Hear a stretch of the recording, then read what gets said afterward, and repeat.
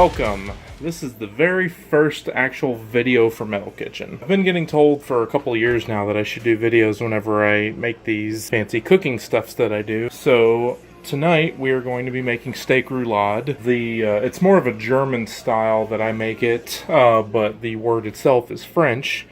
Basically means rolled, which is pretty much how I go. So we have some sirloin steak. Now normally for this, because you roll it, you'll actually want a thin sliced, but the store didn't have any, so I'm just going to take this and I'm going to slice it in half myself. So it's a pretty thick cut. That is going to, on the inside, have some bacon that is fried up with an onion that I didn't put on the counter, because I suck at this apparently. And then on the side, we are going to have some mini potatoes. Now, these are going to be cooked pretty much the same way you would make your typical baked potato. I love the purple potatoes here. They're very purple on the inside, and they will stain things, so be careful if you start cutting into them. They have like a little bit more earthy taste to them as well. This dish generally takes about an hour and a half from start to finish. And then, as always, we have a little bit of music going here. And my trusty little radio here, this old beat-up piece of crap that barely works half the time. Right now we have got Blindside Silence, which came out in 2002. It's my favorite album of theirs. After that ends, we're going to move on to Machine Head's 2014 effort, Bloodstone and Diamonds. And then we're going to top the night off with a little bit of Body Count and my man Ice-T. Okay, I probably can't pull that off. I do love Body Count though, especially the last two albums. They've just been phenomenal albums.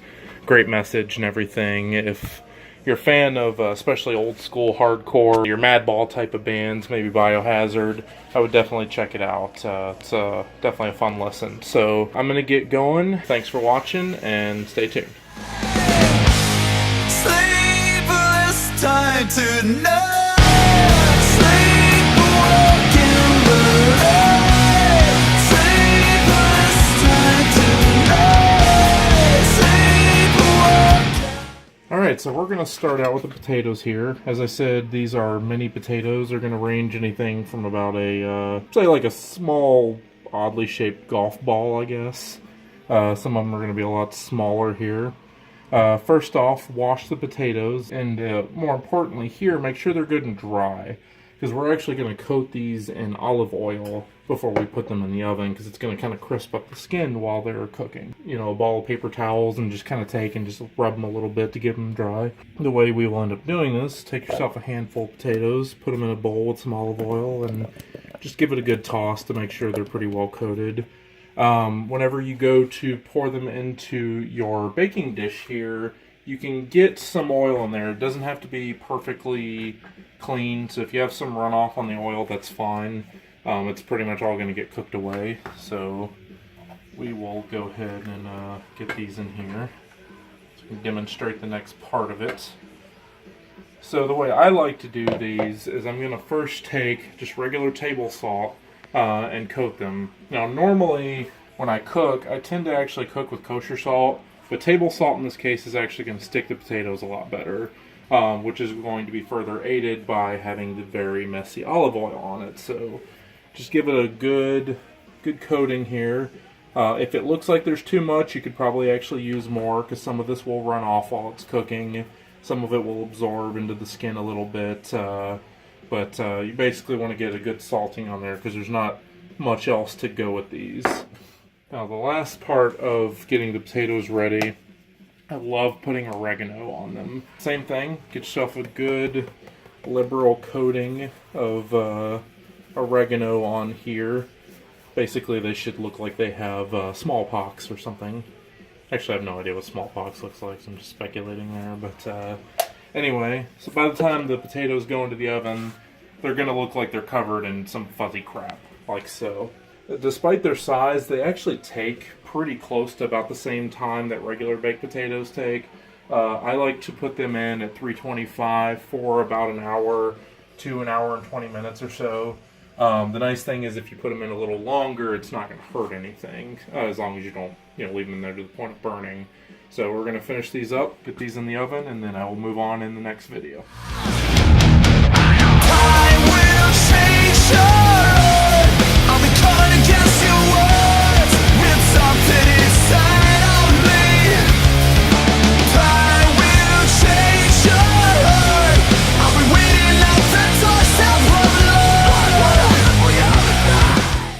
So on to the filling. So right here we have got a pound of bacon. You're going to want to go with about 2 pounds of steak here.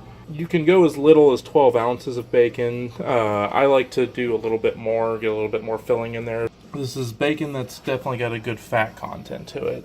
And that's important on here because you actually are going to want to use some of the bacon grease to cook with because we're going to make a gravy later on. So you're going to take your bacon. As you can see, it's kind of chopped up into pieces. I'd say no more than an inch wide or so. You don't want it to be too terribly big, but it doesn't have to be super diced up like you would have with bacon bits. Now when you get your bacon into the pan, you're going to want to have the heat not too terribly high. I've got it at about a 4 here. Now this is called rendering. It is actually a little bit different than just frying it like normal. So when you render bacon, it almost looks like it's kind of sweating a little bit. Now when you render it, basically that cooks at a little bit lower heat and that kind of forces the fat to separate from it, so you end up with a little bit more bacon grease. And that's actually why you want that. Like I said, we're going to take some of that grease, I believe about a 1/4 cup or so will do the trick, and we're going to use that when we're making the gravy. Now after you get that bacon in there, we've got a cup of chopped up white onion here. Normally I make it with yellow. It doesn't really matter after it's cooked. But for what it's worth, white tends to have a little bit sharper flavor to it, so if you want to have it taste a little bit milder, maybe go with the yellow onion instead of white. Just going to go ahead and dump that in there. We're going to mix that up. Make sure to break up those pieces of bacon so they're not all stuck together when they're cooking. We're going to let this cook slowly, and then next thing we're going to do is start moving on to the steak.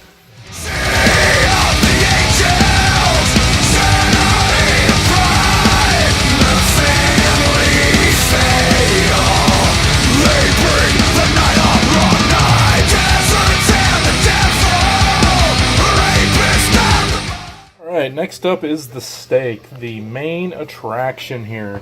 So I already went ahead and cut this up into 4 individual slices here. This is a pretty thick cut steak.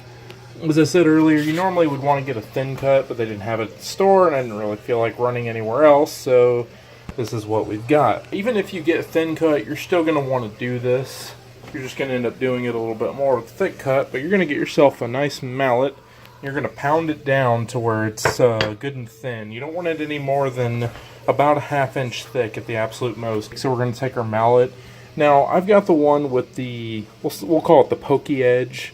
A lot of these, especially the metal ones, will have one side that's flat. That's what I would recommend doing, because when you use the pokey edge, it tenderizes it. A good sirloin's already going to be fairly tender, and you'd have to kind of be careful with it because you're going to end up punching holes into the steak, which obviously you do not want. And by the way, get myself a nice glass of Sauvignon Blanc to go with this.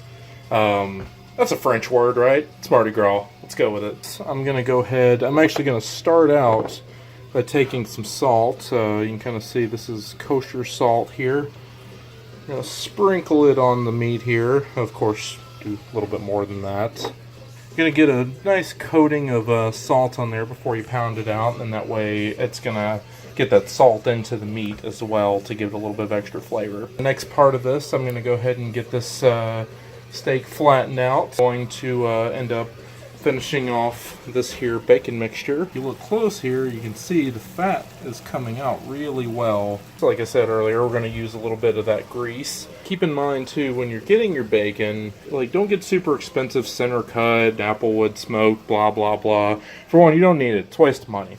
You know, if you're eating bacon for breakfast, you know, maybe that's a personal taste thing. But for something like this, when you're just chopping it up, it is absolutely a waste of money. Get yourself a $3-4 pack of just regular old bacon. And it's actually pretty important here because when you get that high quality bacon, it's not going to have nearly as much fat in it, which means no bacon grease, which kind of defeats the purpose of using it in a sauce. So make sure you give it a good stir every so often. Try to make sure to get those onions coated in that bacon grease as well, so you can get some of that flavor in there. Using our nice fancy Star Wars spatula. Apparently the dark side cooks bacon and onions. When we get the steak flattened, we're going to take some of this here spicy brown mustard and we're going to coat that steak really well with it. It's a good flavor for one, but it gives it a nice crust whenever you end up cooking it. we're going to use this nice new cast iron skillet, and then it's going to end up going in the oven. So we will check back here whenever we're ready to get the steak going on the stove. Everyone who plays it just upon a shame on me. It went so long. How could I be so wrong? I've forever gone cold. Life is just a game that game over. We got the steak nice and flattened out. You can see it's quite a bit thinner than it was. We're going to go ahead and start getting it ready. The bacon mixture is still over there cooking. In the meantime, we've also got a pot of water going on here. Got 3 cups of water in here, and then we got 3 little beef bouillon cubes here. Now, you can use regular beef stock or beef broth. It's really going to be about all the same because you're going to add other stuff to it. I think the bouillon's convenient. We're going to get this water boiling here, and then we're going to make us some beef broth with these bouillon cubes. We'll get to this in a little bit, but we're going to end up adding some flour to it to thicken it up. And then the bacon grease, as I mentioned. First here, we're going to work with the steak. Now, I'm not going to do this on camera because it's super messy, but basically you're going to take and put a very generous helping of spicy brown mustard over your meat here. And then we're going to take and kind of rub that all over the pieces of steak and kind of rub it into the meat a little bit as well. But you want to get both sides good and coated with this stuff. It's for one, it's going to help the stuff stick in it whenever you get your bacon mixture in there. And two, gives a little bit of flavor. And like I said, it'll give it a little bit of a kind of a crust whenever it cooks on the outside because we're going to end up searing it. Get that good and rubbed out. Rubbed out, that's probably a poor choice of words. Get that good and rubbed in to the meat. That's not much better. And then after that, we're just going to wait for our bacon to finish. We'll be back.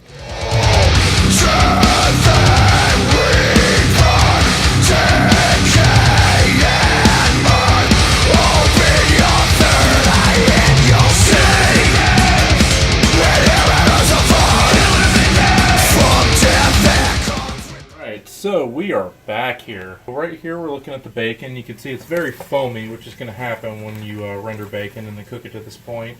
Now when I have bacon normally, I actually like it kind of soft, but whenever you're using it for this, you're going to want to get it nice and dark and crispy.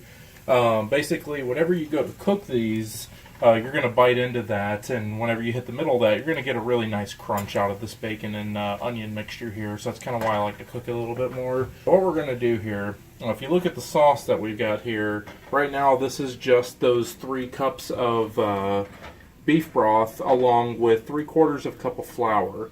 Now, whenever you are making your bouillon, obviously you have to boil your water and everything, you're going to want to turn the heat down to about a 3 here. As you can see, and give it a couple of minutes before you start adding flour, because if you add flour into the broth, gravy, whatever you want to call it, when it's too hot, it's going to cause that flour to congeal into lumps. And while if that happens, it's not the end of the world because you can whisk the crap out of it, it's a little bit of pain, so try not to do that. So anyhow, we're going to go ahead and separate the grease from the bacon mixture here. And then next we're going to end up moving on. As you can see, we got the steak here. It's all pounded out. It's covered with the spicy brown mustard that I talked about. We're going to end up taking it over to the cutting board here, putting some of the bacon mixture onto it, and then we've got several pieces of pre-cut cooking twine we're going to use to actually tie it up to hold it together while it's cooking. I generally cut those about 18 inches. It's going to depend on how big your steak is. It's better to have too much than not enough, basically. So when in doubt, cut a longer strand. You can always trim it down if you need to. So we're going to take the bacon here. Now you don't have to drain it super well. We're going to put it on a paper towel in a second here. As you can see, it's nice and dark and crispy. That's about the best way it's going to be to have it in this. If you think you would like it better with it a little less cooked, by all means, it's your dish. Now, whenever you are getting this out of here, don't feel like you have to get every last little bit. It's actually kind of nice to get some of the little bits of the burned stuff and everything in there. It actually adds a little bit of, not only a crunch, but a little bit of extra flavor whenever you add it to the gravy.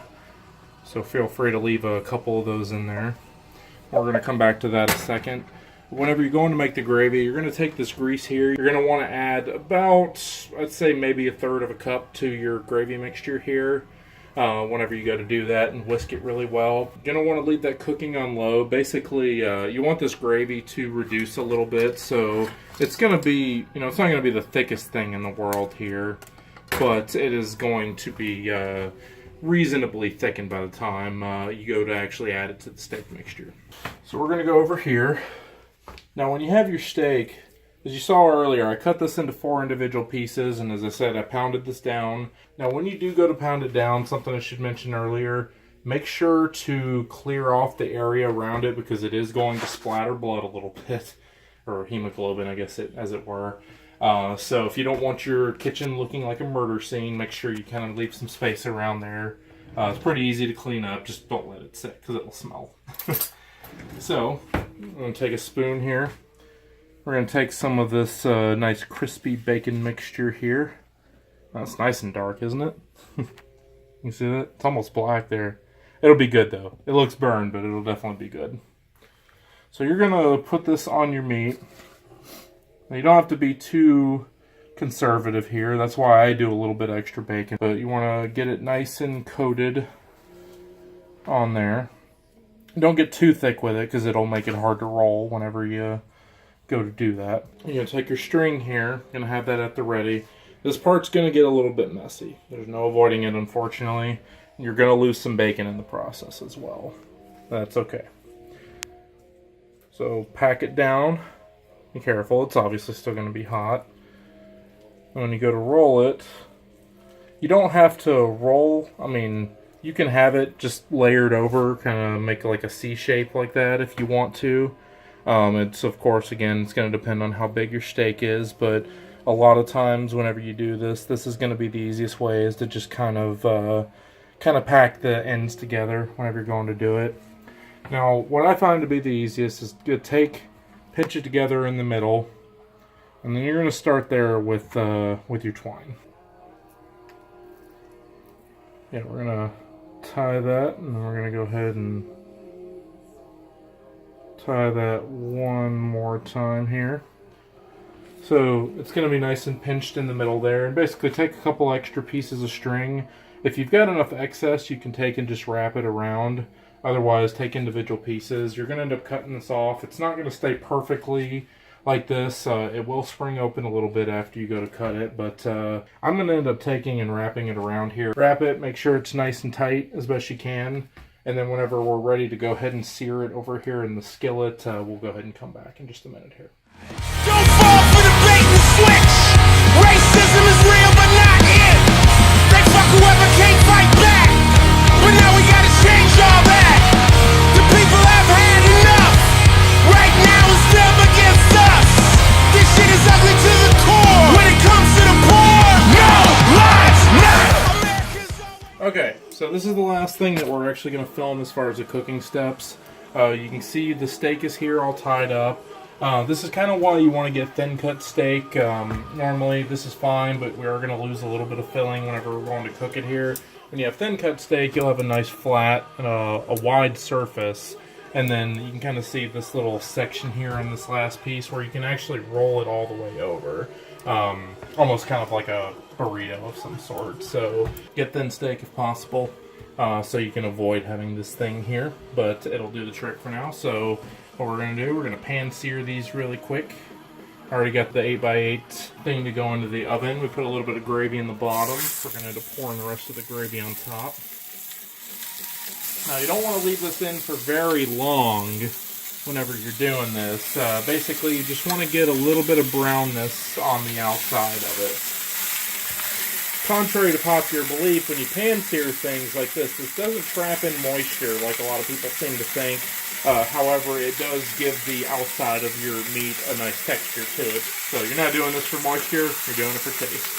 So basically, leave it in just long enough. You can see this piece here, it's brown, it's got a little bit of a crust there. That's basically what you want. You only really need it about 10-15 seconds per side. So roll it over. We'll lose a little bit of filling, but that's alright. Honestly, I'll probably end up actually kind of scooping it over into the pan whenever we go put it in here. Just give this a couple more seconds here. So you don't want to get too much of a cook on it, so we're going to go ahead and move this over. Now, I went with an 8x8 because I like having the steak all together. Because for one, it'll help keep the outside from getting overcooked whenever you're doing it by having them pressed together, kind of cast out here. We'll move some of that over. So we're going to take what's left of the gravy. You know, if you saw, I actually put a layer of the gravy in the bottom of the pan to keep the bottom nice and moist. So we're going to take this. Now this has that bacon grease added into it that I mentioned earlier. Remember, 1/3 of a cup of bacon grease, along with your 3 cups of beef broth and 1/3 of a cup of flour. You see, it's not the thickest, but this is about where we want it, where it's kind of, well, you can kind of see the consistency there. So we're going to pour this all over top. Make sure to get it nice and well coated all over all the meat. And it's going to seep down in between there. Got a little bit of the bacon scraps in there as well on top of the actual grease, so it's going to give it some nice bacony flavor, which I think we all love. As everything is really well covered, so you know, all the meat's covered as well as possible here. You don't need to cover this. I've said the word cover a lot in the past 30 seconds, but you don't need to put anything over top of this. We're just going to take this pan here. You see we still got our potatoes in the oven. Those are actually probably good to go, but we're going to leave them in there a little bit longer. Now we're going to put the steak in there. Now remember, I've got the oven at 325. We're going to leave the steak in there for about 20 minutes. If you like your steak more well done, leave it in a little bit longer, maybe 25 minutes. But don't go much past that because it will start to dry out at that point. Go ahead and set the timer here for 20 minutes. It's going to be a good medium at that point. So you're going to see some pink on the inside, but it's not going to be all the way cooked through. So we're going to check on this 20 minutes. I'll probably just do one more video whenever we're going to plate it. And we'll see what our steak roulade looks like.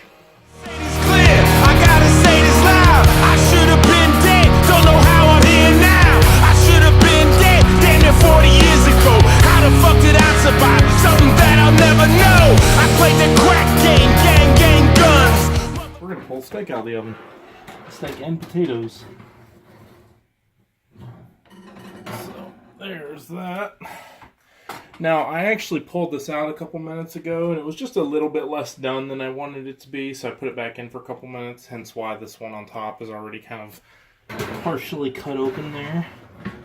And we got the potatoes, which still look very, what did I say, smallpoxy? They'll be really good with all that seasoning on there. Because that's mostly going to be oregano, and oregano is very flavorful but very weak seasoning, so you tend to have to use a lot of it. This is going to be a roulade. It is not cut yet, of course, but in a second here I'm going to slice it into about 1-inch wide pieces. It actually ends up looking a little bit like sushi made out of steak by the time it's done, so we'll come back in just a second and show you the serving plate. And ready to die! What side you on when the shit pops off? Black or white, wrong or right? Rich or poor, urban warrior shit might just jump off tonight. Alright, well, here we are at our final step.